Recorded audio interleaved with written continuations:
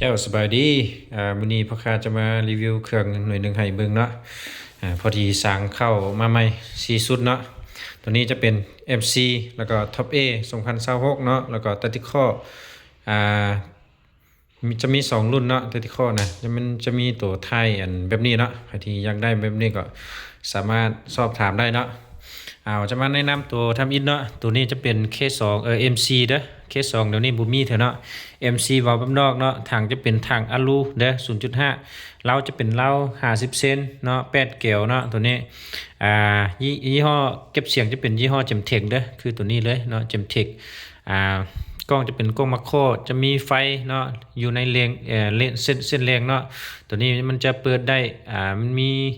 เส้นแรงของมันจะมีสีเขียวสีแดงดำเนาะ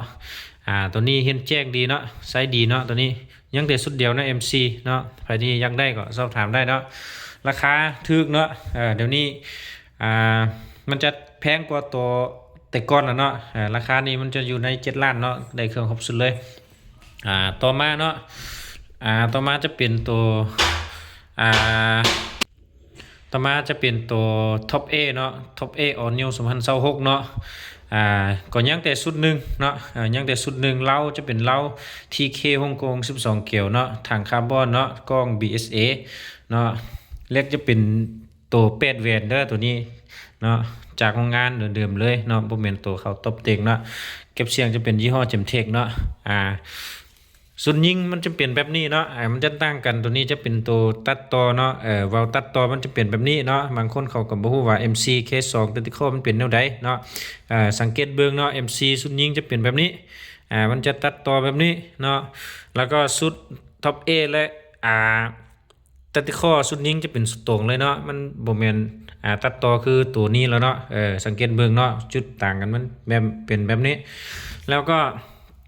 กล้องตัวนี้จะเป็นกล้อง BSA เด้อกล้อง BSA ของ China เนาะ in China เนาะมันจะขนาดกล้องคือ4ลบ14คูณ44เนาะตัวนี้จะเป็นกล้องไม่จ้ำอยู่ในหันเด้อเนาะเห็นแจ้งดีเนาะกล้องรุ่นนี้บางคนเขาเอาไปเนาะเขาว่ากล้องแบบนี้มันเห็นบ่แจ้งเลยเนาะมันมั่วแต่ว่าความจริงเขาบ่ฮู้ปรับเนาะมันมีปุ่มปรับเนาะตัวนี้มันมีปุ่มปรับหลายอยู่นี่คันเฮาบ่ฮู้ลิ้นบ่ฮู้อันปรับเฮาจะบ่เห็นเนาะเพราะว่ามันจะมีตัวปรับเลขอยู่นี้เนาะเอาต้องสังเกตเบิ่งดีๆเด้อตัวนี้ต้องเรียนเพิ่มเติมเนาะผู้ใดที่ว่ารู้สึกว่ากล้อง BSA มันบ่แจ้งเนาะมันเห็นแล้วมันมั่วสังเกตว่าเอาปรับมันถึกจังว่าบ่มันถึกแล้วบ่คันว่าบ่ถึกก็ไปเรียนปรับเนาะว่าระยะเฮาปรับเฮาจะปรับแนวใดมันจึงเห็นแจ้งเนาะแนะนำให้แนวนั้นเนาะรุ่นนี้จะเป็นรุ่นท็อปเนาะท็อปสุดยิงจะเป็นแบบนี้เนาะไทยพับได้เด้อไทยพับได้เนาะหันออกก็ได้เนาะมันตัวนี้เบื้องของเท่ของงานเนาะตัวไก่มันจะดำน้อยแบบนี้เนาะถ้าว่ามันใหญ่ๆแดงมันตัวนั้นก็คนละโรงงานแล้วเนาะบ่แม่นแล้วเนาะตัวนี้รับประกันเลยว่าเป็นตัว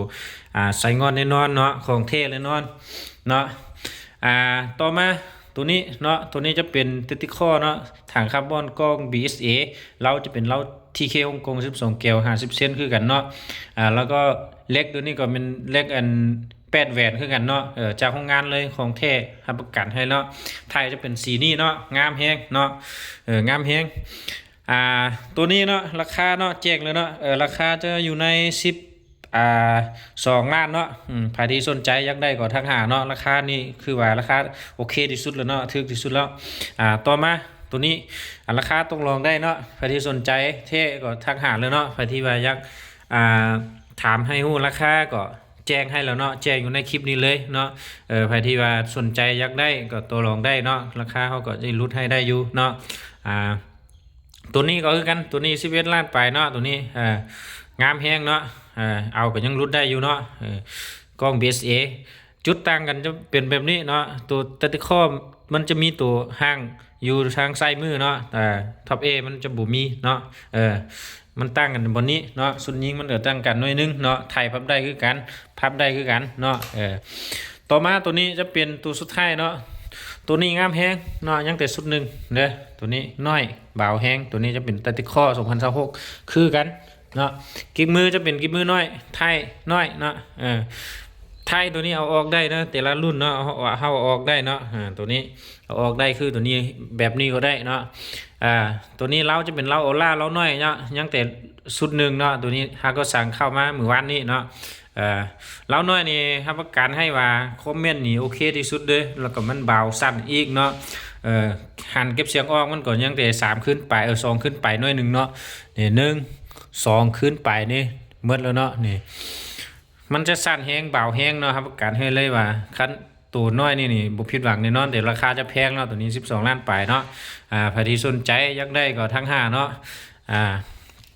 มีแต่แนวนั้นเนาะอยากได้แบบใดก็ทั้งห้าแล้วเนาะแคปจอส่งให้เลยเนาะว่าอยากได้ตัวใดราคาใดก็แจ้งให้เนาะราคาร่วมกันได้เนาะเครื่องเขามีเก็บไปทางให้เนาะบุผิดเนาะตัวนี้ครับประกันให้ว่าเครื่องฮอตมือลำบุผิดหวังแน่นอนเนาะไปฮอตเราตัวใดบ่ดีหรือว่าเปเพบนใดเนาะก็แจ้งให้ทางห้านเฮาก็ชี้ซ่อมให้หรือว่าชี้บอกวิธีแก้ไขให้เนาะตัวนี้ครับประกันอยู่นั่นเนาะเล่าเฮาครับประกันให้4-5 เดือนคันว่ายิ่งบ่ถือเขาเปลี่ยนเล่าใหม่ให้ได้เนาะนะขอบใจเนาะเบอร์โทรศัพท์คือ91776197เนาะทักหาเนาะหรือว่าแอปมาเลยเนาะขอบใจ